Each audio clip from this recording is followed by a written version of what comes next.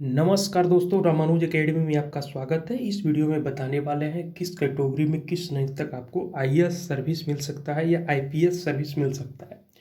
तो बेसिकली 2020 का लिस्ट जारी हो गया है, जिसमें शुभम कुमार जो है इस बार का टॉपर रहे हैं। तो शुभम कुमार को आईएएस मिला है। ठीक है, तो बेसिकली ये टॉप 10 का लिस्ट आप देख रहे हैं यहाँ पे। तो टॉप 10 में सभी को आईएएस से मिला है, लेकिन अपाला मिश्रा हैं तो ये एक्चुअली में वो आईएएस भरे ही नहीं थे, वो आईएफएस भरे थे।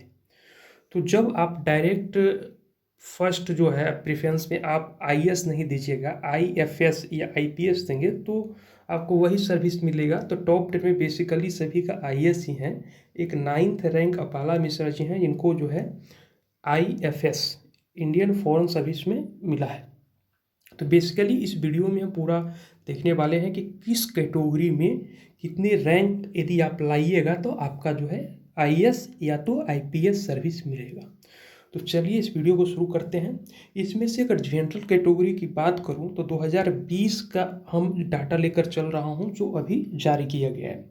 तो 2020 में जिनका रैंक जो है 78 था, ठीक है, तो उनको आईएएस मिल गया है। ठीक है, जनरल कैटेगरी से। और जनरल कैटेगरी के अगर आपका रैंक जनरल कैटेगरी से 237 है तो आपको आईपीएस मिल जाएगा। तो बेसिकली जनरल कैटेगरी का आपको आईएएस के लिए 78 रैंक चाहिए और आईपीएस के लिए 237 रैंक चाहिए।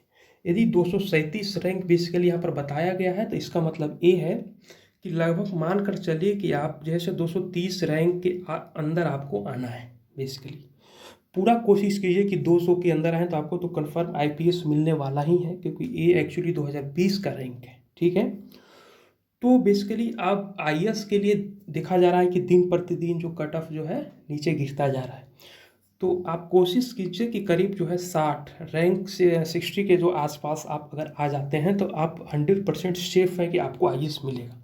जैसे इस बार का आप देखिए 78 गया है और 237 गया है आईपीएस के लिए। तो ये चीज़ है, इसको ध्यान रखिएगा। इसके आसपास यदि आप रैंक लाते हैं जनरल कैटेगरी से तो आपको 100% जो है आईएएस या तो आईपीएस मिलेगा। अब बात करता हूँ एससी कैटेगरी से। एससी कैटेगरी से यदि हैं और आईएएस बनना चाहते हैं तो आपका जो रैंक है वो आईएएस का कम से कम आपको इस बार 2020 का जो रैंक है वो 510 है। ठीक है, आईपीएस के लिए 681 है। तो बेसिकली आपको ओवरऑल अगर हम बताऊं तो आप ये कोशिश कीजिए कि 450 रैंक के अंदर आ जाते हैं तो आप कंफर्म मानिए एससी कैटेगरी से आईएएस बन जाएंगे। 450 आप एम रखिए कि अगर 450 रैंक अगर हम लाता हूँ एससी कैटेगरी से तो ज़रूर आईएएस तो बनना ही बनना है, तय है ऐसा कुछ। तो आपको बेसिकली इस बार 2020 का 510 गया है और आईपीएस का गया है 681 गया है, 681।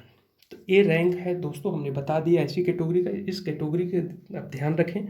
और आईपीएस के लिए बेसिकली आप कोशिश कीजिए कि जो है 650 के अंदर आपको आ जाना है। तो आपका एकदम 100% मान कर चलिए कि आपको ये तो ऐसी कैटेगरी से आपको आईपीएस मिल जाएगा, इसमें कोई प्रॉब्लम आपको नहीं होने वाला है। अब बात करता हूँ ईडब्ल्यूएस का। ईडब्ल्यूएस का जो आईएएस का गया है वो गया है 354 रैंक। 354 रैंक यदि किसी भी विद्यार्थी का इस बार था 2020 में तो उनको आईएएस मिल गया है ईडब्ल्यूएस से। और आईपीएस मिला है इस बार 2020 में 513 रैंक जिनका भी है उनको आईएएस मिल गया है इस बार ईडब्ल्यूएस से। ठीक है, तो बेसिकली आप देखिए बहुत सारे हम जनरल कैटेगरी के विद्यार्थियों को जानता हूँ जो कि वो ईडब्ल्यूएस से आते हैं लेकिन वो ईडब्ल्यूएस बनाते नहीं।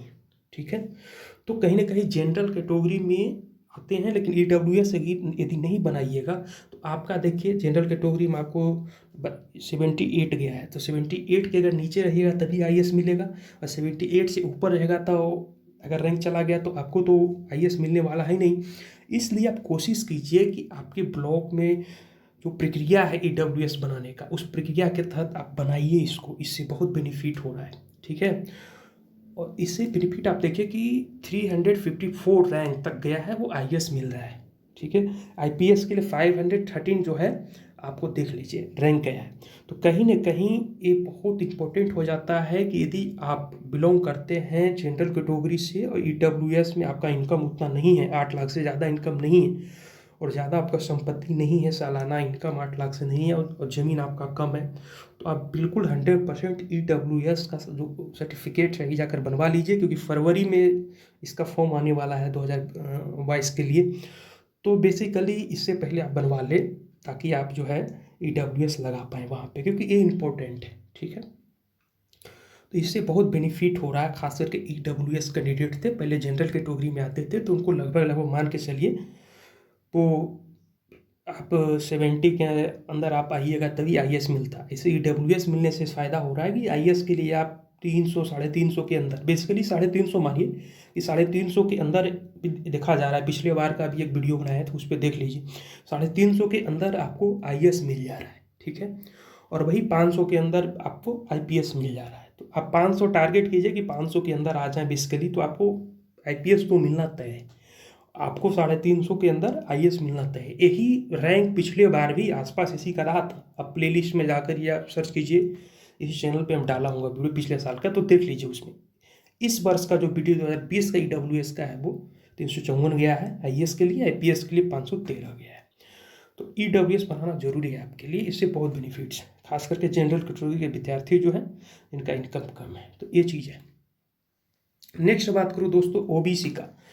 ओबीसी का जो रैंक है वो आईएएस के लिए 346 गया है और आईपीएस के लिए 468 गया है। तो आपको भी कहना चाहूँगा कि आप ओबीसी का जो रैंक है वो ध्यान में रखें और आपको लगभग मान के चलिए कि आप जो है कोशिश कीजिए कि 300 के आसपास आप ला दे, तो आपको 100% आईएएस मिल जाएगा। 300 रैंक भी अगर आपका आ जाएगा, ये टारगेट रखिए कि 300 तक तो लाना ही लाना है। अगर 300 तक आपको 100% एक टारगेट आप दिमाग में बनाकर चलिए, तो आपको 100% जो है एक तरह से, ये तो किसी का बस में होता नहीं है एक्चुअली में, कि आप डिसाइड नहीं कर पाएंगे कि आपका रैंक कितना आएगा, लेकिन एक ओवरऑल होता है कि नहीं 300 के अंदर आता है तो आईएएस तो मिलता है, तो एक मोटिवेशन होता है कि चलो कोई दिक्कत नहीं है, कुछ रैंक पीछे भी रह जाएगा तो कोई प्रॉब्लम नहीं है। लेकिन आप ये टारगेट बनाइए और 300 का आप बनाइए कि आईएएस, और 400 का बनाइए कि आईपीएस तो मिलना ही है। ऐसे इस बार का जो है बेसिकली जो कट ऑफ गया है 346 वो आईएएस के लिए ओबीसी में, और 468 गया है वो आईपीएस के लिए। अगर 468 रैंक तक इस बार जो है आईपीएस मिला है ओबीसी में और 346 तक मिला है आईएएस, तो ये चीज़ है। एसटी की बात करूँ दोस्तों, तो एसटी में जो गया है 505 रैंक तक जो है आईएएस मिला है और 637 रैंक तक आईपीएस मिला है। तो आप भी कोशिश कीजिए कि 450 के टारगेट आप लेकर चल सकते हैं, कि 450 अगर आप लाते हैं एसटी कैटेगरी से तो आईएएस तो कन्फर्म है इसमें, नेक्स्ट बार भी या कभी भी।